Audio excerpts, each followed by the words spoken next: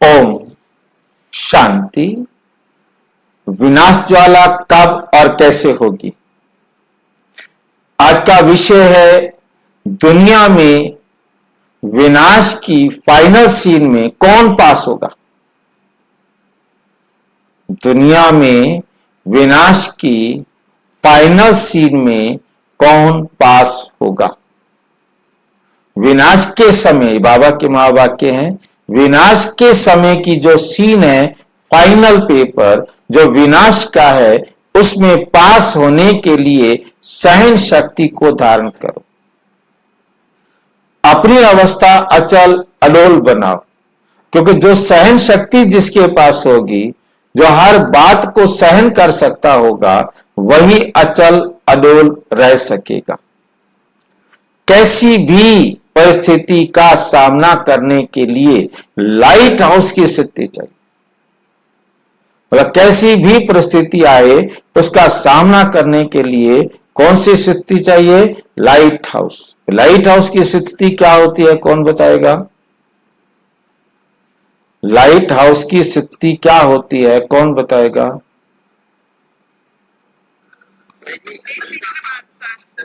हाँ जी, बेफिक्र बादशाह। मतलब लाइट हाउस कैसे पता लगेगा कि ये आत्मा लाइट हाउस है?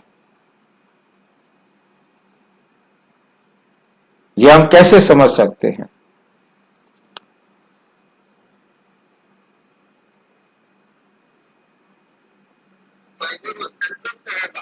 हाँ जी,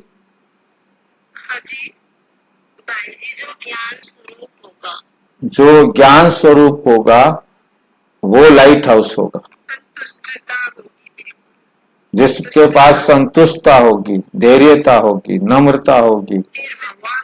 परंतु हाँ, लाइट हाउस का मतलब है, लाइट का मतलब है ज्ञान, लाइट का मतलब है नॉलेज। जो नॉलेजफुल होगा वही जो है ना, क्या होगा? परिस्थितियों का सामना कर सकेगा, क्योंकि ज्ञान के आधार से हमने सामना करना है। क्या सहन करना है और क्या सामना करना है, ये बात उसे मालूम होनी चाहिए कि किसका तो मुझे सामना करना है और किसको मुझे सहन करना। यही गलतफहमी हो जाती है। सहन करने की बजाय सामना करने लग जाते हैं और सामना करने की बजाय सहन करने लग जाते हैं, तो गलत हो जाता है। कहां सामना करना है, कौन बताएगा? और कहां सहन करना है?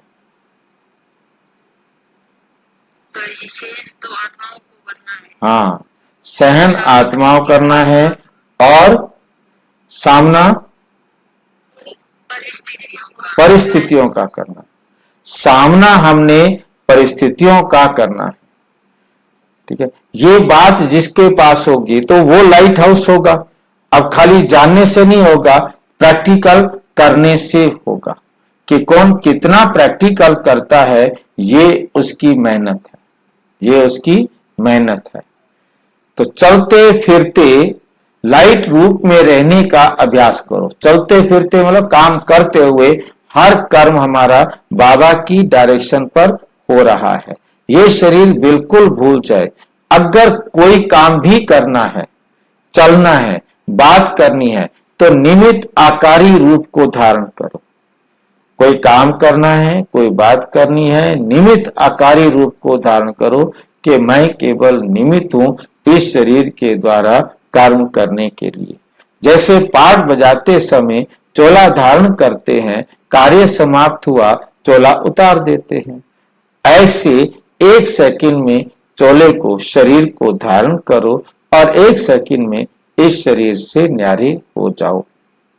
जो इस गहरे और बेहद महत्वपूर्ण पॉइंट को ब्रह्मा कुमारी के ज्ञान के अनुसार समझकर भावपूर्ण और प्रभावशाली ढंग से समझाता है।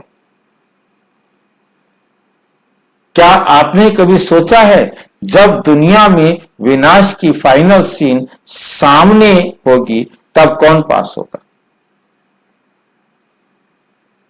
सोचा है कभी? ब्रह्मा कुमारी के अनुसार उस फाइनल पेपर में पास होने के लिए चाहिए, क्या चाहिए? नंबर 1 सहन शक्ति, नंबर 2 अचल अडोल अवस्था, और नंबर 3 लाइट हाउस जैसी स्थिति। हमारी स्थिति जो है वो लाइट हाउस जैसी हो। जब चारों ओर परिस्थिति हिलाने वाली हो तब भी जो आत्मा स्थिर शांत रहेगी वही बनेगी पास, वही बनेगी पास। बाबा सिखाते हैं चलते फिरते लाइट रूप में रहने का अभ्यास करो, चलते फिरते लाइट रूप में रहने का अभ्यास करो। मतलब शरीर की स्मृति से न्यारे बन जाओ। काम करना है, चलना है, बोलना है, पर ऐसे जैसे एक एक्टर सिर्फ रोल निभा रहा हो, सिर्फ ऐसे जैसे एक एक्टर रोल निभा रहा हो। जैसे एक कलाकार स्टेज पर चोला पहनकर एक्ट करता है और फिर पीछे जाकर उतार देता है, उसी तरह हमें भी एक सेकंड में देही अभिमानी बनकर चोला धारण करना है और एक सेकंड में न्यारे हो जाना है। चोला धारण किया और फिर तुरंत क्या हो जाए? न्यारे हो जाए। तो आज के इस प्रश्न में हमें जो बात समझ में आ रही है वो ये कि हमें बार बार अपने आप को इस शरीर से न्यारा आत्मा समझकर होने की जरूरत है कि मैं आत्मा हूं और इस शरीर से न्यारा हूं, ये समझने की जरूरत है। ये अभ्यास ही विनाश के समय की ताकत देगा। तो आज से संकल्प ले, मैं आत्मा हूं, ये शरीर मेरा चोला है, मैं लाइट हाउस हूं, माइट हाउस हूं, कोई भी परिस्थिति आए मैं अचल अडोल रहूंगा, मैं अचल अडोल रहूंगा। मुझको राह दिखाओ बाबा, गाते ना दुनिया में, मुझको राह दिखाओ प्रभु, नैनहीन को राह दिखाओ प्रभु। यही है फाइनल पेपर की तैयारी, यही है सच्चा तप। अगर आप चाहें तो मतलब आप इस सच्चे तप से अपने आप को सफल बना सकते हैं। अच्छा, ओम शांति। और विस्तार से जानने के लिए प्रजापिता ब्रह्मा कुमारी ईश्वरीय विश्वविद्यालय के किसी भी सेवा केंद्र पर संपर्क करें।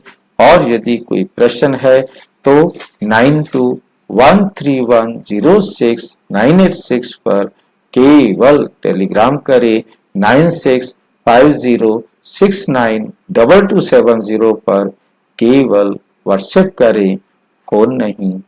ओम शांति।